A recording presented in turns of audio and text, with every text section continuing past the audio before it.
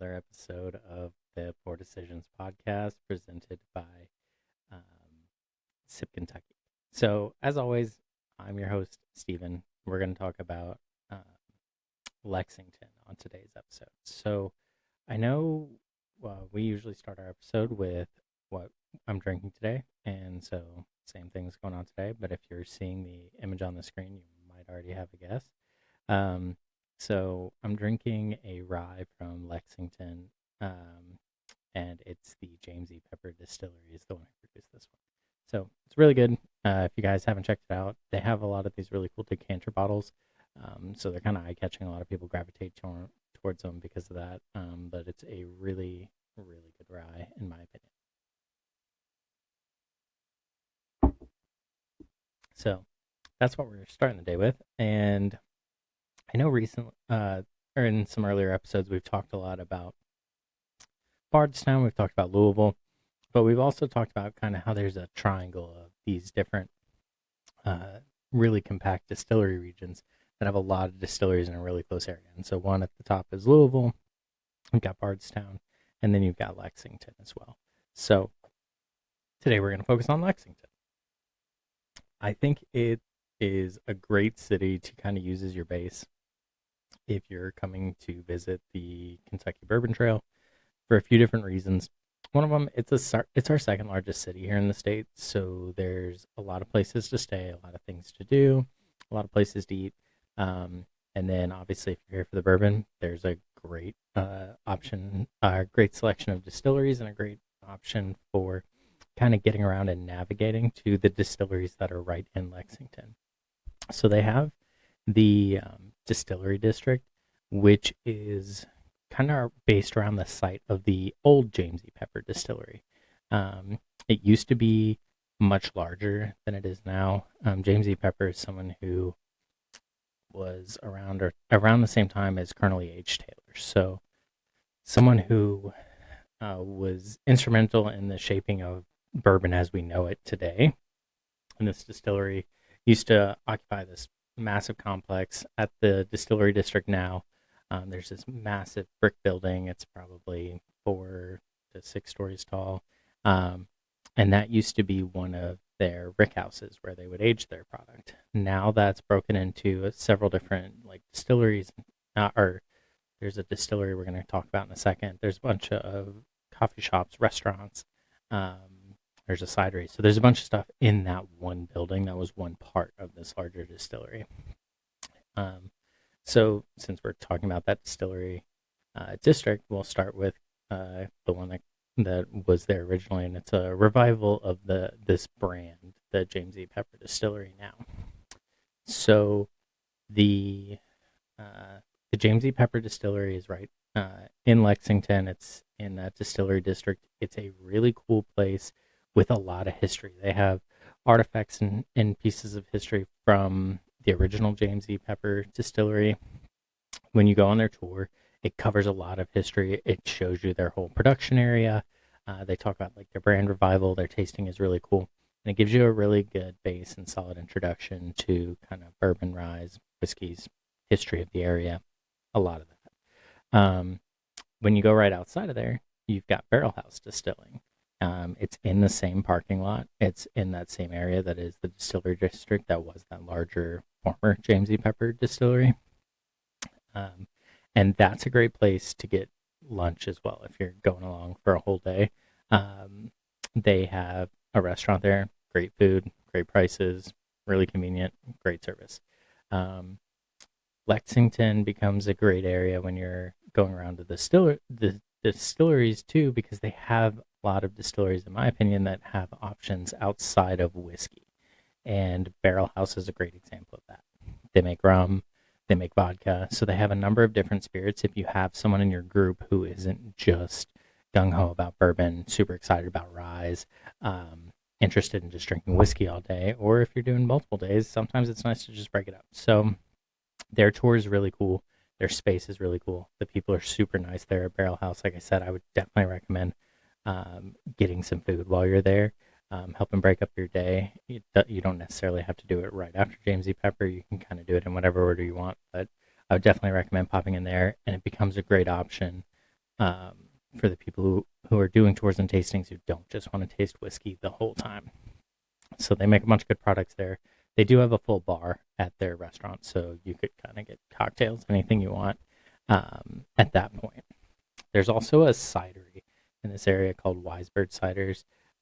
They're in that same parking lot in that distillery district. Great option again for people who are into like craft spirits, but might not necessarily be into whiskey. You've also got, as you continue along this same area on the back side of the building that has Wisebird, you have Dark Arts, which Dark Arts is a super cool space. It used to be where RD1 was located, but RD1 has moved a little bit down the road. We're going to talk about them in a second. But Dark Arts moved right into that area. And they do a lot of really great finished products. So they get barrels from all sorts of different brands, other spirits and alcohols, and finish bourbons and ryes in those. They make really cool blends. Their tastings and their experiences they do are awesome, where they have this whole room filled with barrels, and they'll tell you a little bit about the proof, about what the spirits are that are in there, what the barrel originally held and aged, and some of those flavors you're going to get from that. And then you can taste from all these different barrels.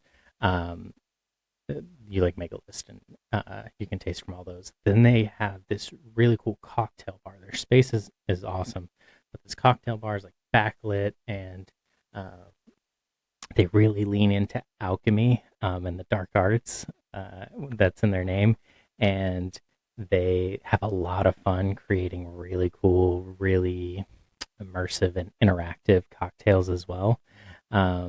So that's a super cool experience right in that area, but it really shouldn't detract from their bourbon and their spirits either. If any of you guys are following along with Fred Minnick, he released his 100 best whiskeys for 2025, and Dark Arts had, I want to say, like 3 different whiskeys in there. I think they had one in the top 10 or 20. So really good products they make, and everyone on their staff knows so much about their bourbons and their ryes and why they're finishing here and there.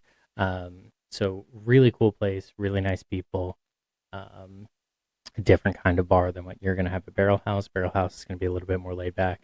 Dark Arts is going to have a bar setting that's more of like a cocktail bar, a little bit more showmanship with their spirits. Like they're very elaborate, some of them, and they're super, super cool. So then we talked about Dark Arts is in the space that used to be RD1's. If you go less than a mile away, RD1 is in this brand new space that they've built, and it's much bigger than their old space. It's really cool. It's very nice. I mentioned brand new, so really cool space, and they have a bunch of different experiences there. They have experiences where they're pulling right from a barrel and you're doing tastings there. They have a full tour that takes you through their whole production area. They have a full bar there as well, and they can do cocktails for you. Downstairs is almost like a museum with all these signs and different information about the distillery, and kind of revitalizing that brand as well. RD1 stands for Registered Distiller 1, so that it's revitalizing a brand that was the first registered distillery in the state. So they make really awesome stuff, and they're at a really, in my opinion, their spirits are all at a really affordable price point. They have a very recognizable bottle. It's almost like a square shape, but I know Amberana is a hot button topic for people, but some people love it. And I have a friend whose wife, the only like bourbon and whiskey she'll really drink is made by Luxro. It's Penelope Rio, and it's their Amberana finish, and that has a little bit more of a price tag to it. It's also a little bit harder to find. Versus RD1, they have an Amberana finish.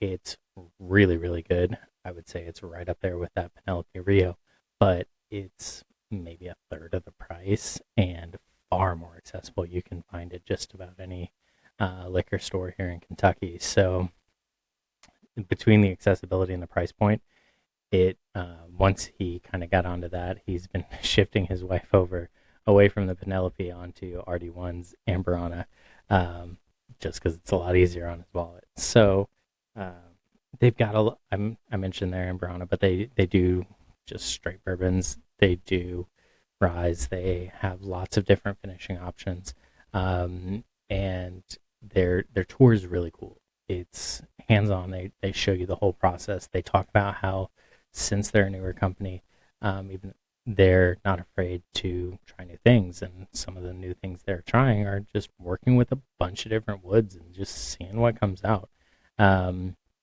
they're talking about finishing their bourbons. So that's a really cool experience, and again, it's right around the corner from this distilling district with James E. Pepper, with Barrel House, and with Dark Arts. So we've got 4 distilleries now in this very small area. And then again, if you go less than a mile away, you've got Lexington Brewing and Distilling Company, which is, as it's in the name, brewing and distilling. One half of the property is a distillery and one half is a brewery.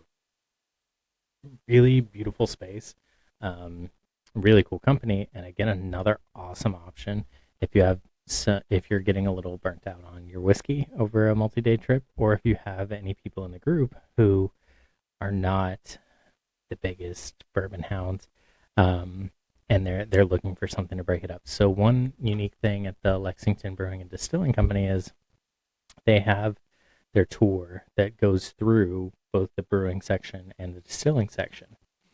You get these like tokens on the tour. I want to say it's 6 you get, and each one of those can be used for a tasting. You can split them up however you want. If you want to use them for all 6 of tastings of their beers, you can do that. If you want to do all 6 of tastings of their spirits, you can do that. If you want half and half, 4 and 2, whatever that looks like for you, you can do that. They kind of explain all their different offerings, and then you can choose, like, I do want to taste of that. So it's a really cool experience, aside from the beers they make, which they do the Kentucky Bourbon Barrel Aged beer that you've probably seen has a big horse on the logo. That's their beer. They make a lot of other fantastic beers, but that's kind of the one that I always feel like is the most recognizable. I mentioned their bourbons, that they have rye. Town Branch is what the brand on their bourbons are. They also have like a sister distillery in Europe, and they make gin and Irish whiskey over there. So in their tour, you can taste their gin, you could taste their bourbon, you could taste their rye, you could taste their Irish whiskey, you could taste their beer, whether it's an ale, a stout, a lager. So it's got the most different options all in one space, and it's really cool to kind of see the way they've separated, the way they've integrated like their bourbon work and their spirit work into their beer works, because they finish a lot of their products in these barrels that they've used that have all this flavor from their own spirits. So really cool space there. If you did just want to try their spirits, or if you did just want to try their beers on the tour, they do have a bar afterwards that you could try the others if there were any that you still wanted to get a taste of. So really cool space. Again, right in this very small area where you've got like a 1 mile radius around Barrel House or James E. Pepper's distillery, and you can get to a total of 5 distilleries in a very small area. They all have different vibes, different feels, different things you're going to see on their tours, different touring and tasting options. So you can easily spend a whole day just bouncing around to these guys. And that still gives you time, if you were using this as your home base, to have a day where you go out to Bardstown, to have a day where you went towards Frankfort and you went to Versailles or Lawrenceburg and you went to Wild Turkey and Four Roses and Woodford Reserve, or have a day you're only an hour away from Louisville, a little bit more than an hour maybe. You could be at Angel's Envy, Old Forester, Peerless. So again, just like Louisville and Bardstown, it becomes a great hub with a lot of great things right in that city. So it can very easily be used as your home base to explore all over the Kentucky Bourbon Trail. So those are kind of my highlights when I think about staying in Lexington, because again, like you're so centrally located in the state at that point, and you've got such easy access to distilleries that are right in there, but as well as the other distilleries in the other kind of regions um, in the state that have, like Bardstown, like Frankfort, like Louisville.